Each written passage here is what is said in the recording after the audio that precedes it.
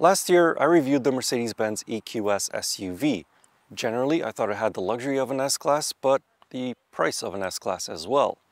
In that video, I said that I would personally go for the EQE SUV instead because although it is a little bit smaller and a little bit less powerful, you can option it with the exact same gadgets and have the same comfort as the EQS, but at a much lower cost. So, a year later, here is the EQE SUV. So was I right in what I said? Let's go for a drive and find out.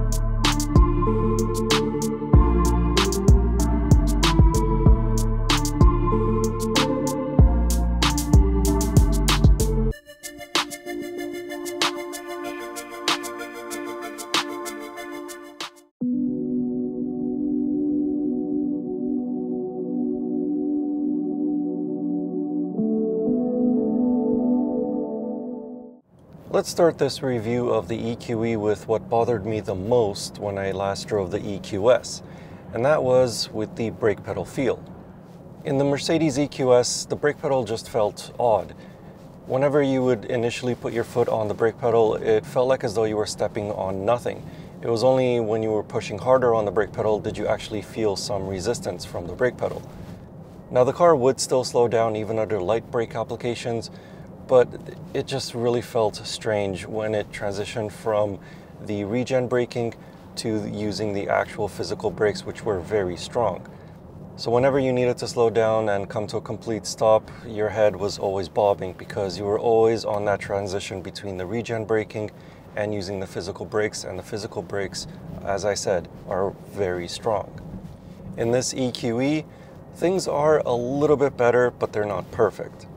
So whenever you initially put your foot on the brake pedal, you feel more resistance against your foot.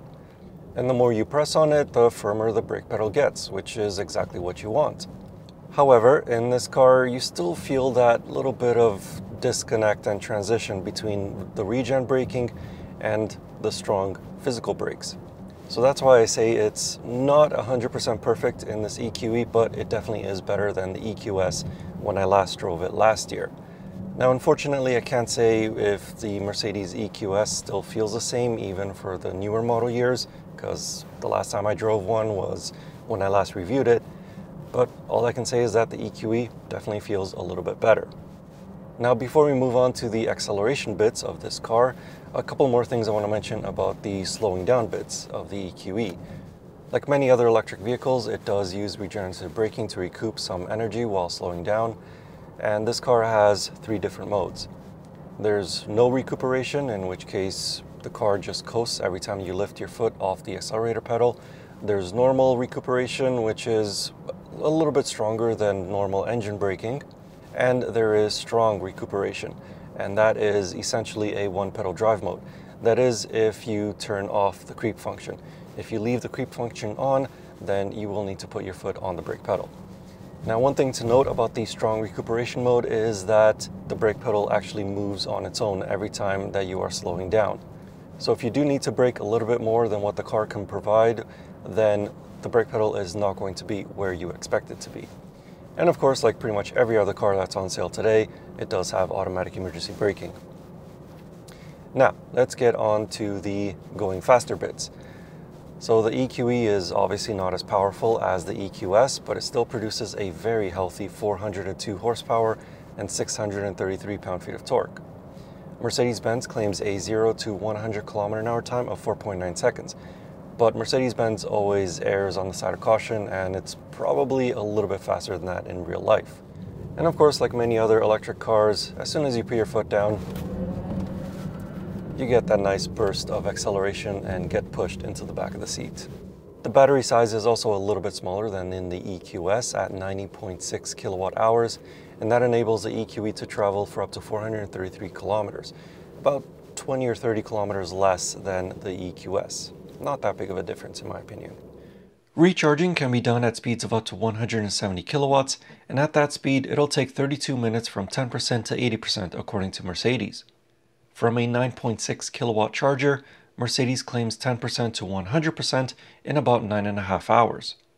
With this big and heavy battery in the floor, the EQE SUV is planted around corners.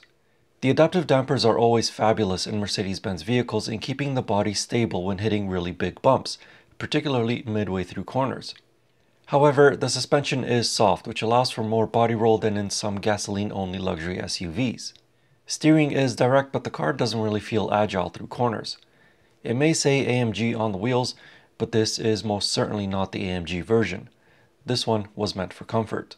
One cool feature of the EQE SUV and also the EQS SUV is the rear wheel steering. Now on this EQE it comes standard with 10 degrees of rear wheel steering. On the EQS it's an optional extra. It only comes with 4.5 degrees as standard. But what the rear wheels do is that they turn in the same direction as the front wheels when you're traveling at high speeds. This helps with stability at those higher speeds, particularly when you're changing lanes. But at slower speeds, the rear wheels turn in the opposite direction to the front wheels, thus reducing the turning circle. It's a little bit of an odd feeling at first, but after a while you do get used to it. And having such a small turning circle on such a big car is a big benefit, particularly in parking lots.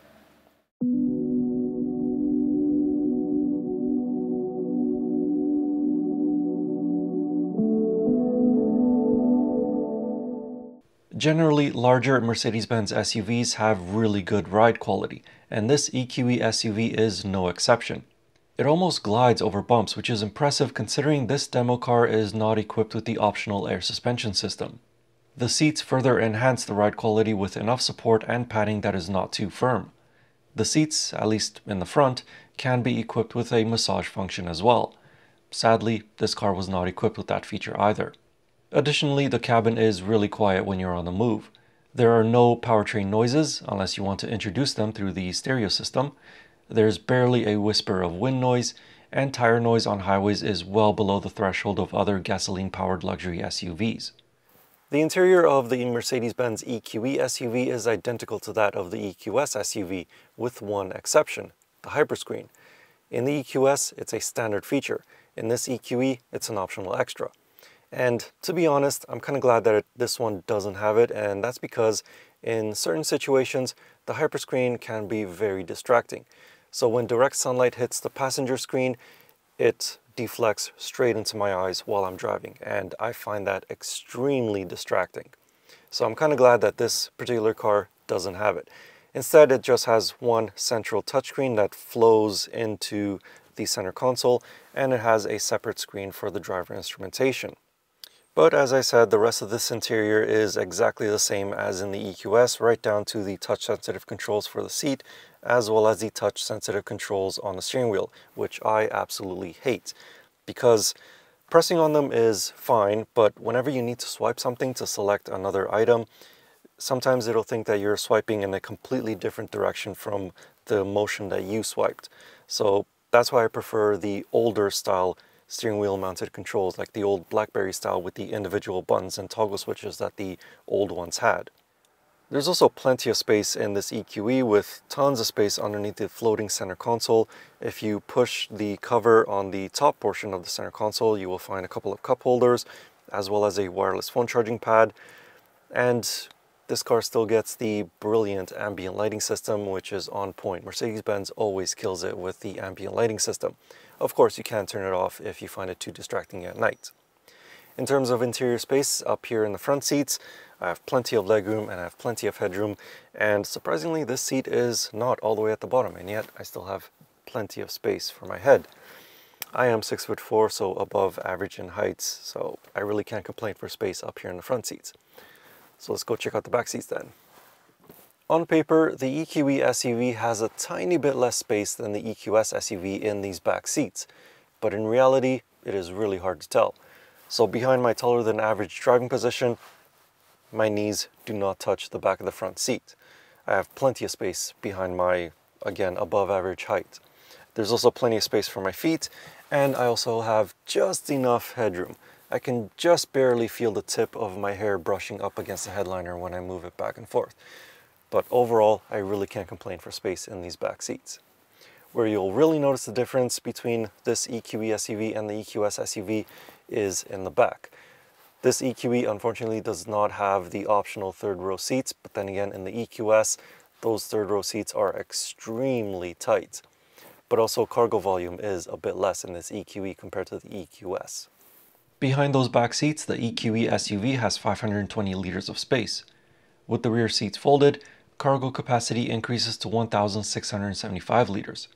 The EQS SUV by comparison has 651 liters and 2,095 liters respectively. Under the floor of this EQE, you'll find a little bit of space for small items, and like all Mercedes EQ vehicles, the hood does not open.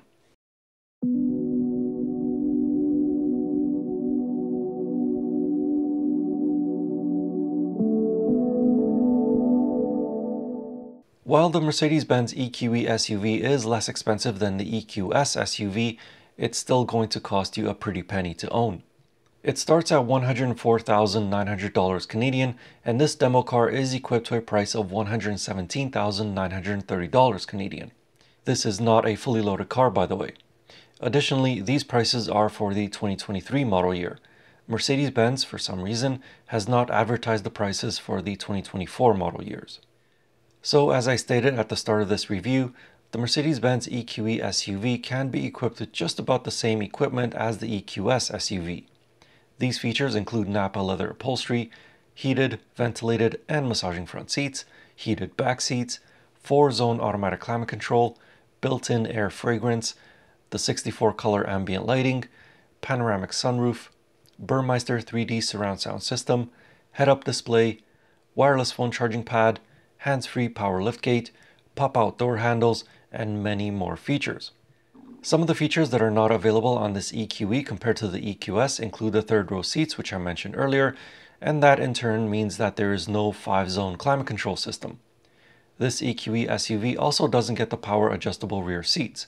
They can only fold down 40-20-40.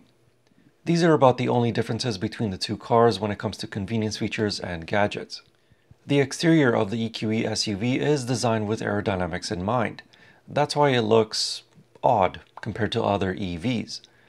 It has an efficient design and the front fascia does look a little bit better than the EQS SUV in my opinion, but it's still not an aesthetically pleasing design like the Kia EV9 for example. In the end, I think I was right in saying that the EQE SUV is a smarter buy than the EQS SUV.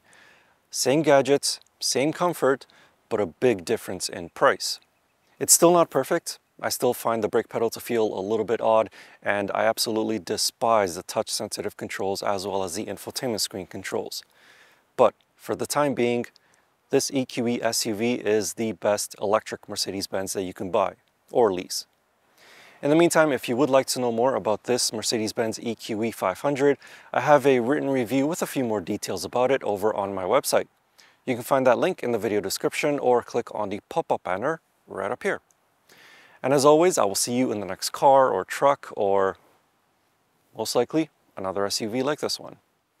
Anyway, thank you for watching. I hope you enjoyed the video and see you in the next one.